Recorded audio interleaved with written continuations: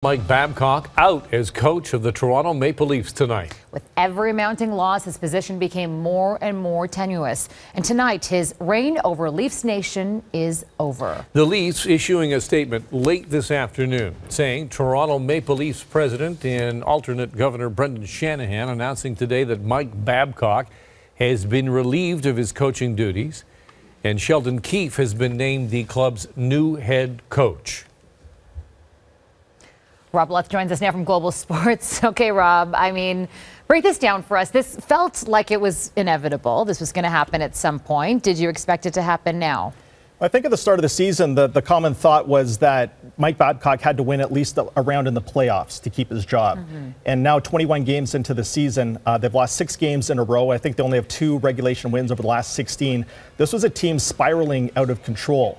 And when you have Kyle Dubas as the GM and Mike Babcock as the head coach, it was clear that these two men were not on the same page. This is a roster that Dubas put together high on speed, high on skill, and Babcock never really seemed to get the most out of these players. You look back to the playoffs, it seemed like Austin Matthews was a guy that Babcock, for whatever reason, wouldn't give the most amount of ice time to, and this is a guy they needed to rely on.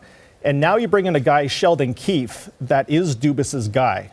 Babcock was not the coach that Dubas hired. He was hired by Lou Lamoriello. And Sheldon Keefe appears to be a guy that's thinking the same way that Kyle Dubas does as far as analytics go, the style of play. And this is a guy who's won with Sault Ste. Marie in the juniors. He won the Calder Cup with the Toronto Marlies a couple years ago. And this is a guy that looks like he will be on the same page as Dubas, and hopefully a guy that can, get through to these players and get them to play a more offensive style. All right. Thank you so much for that, Rob. Thanks for the analysis. Rob. Busy day.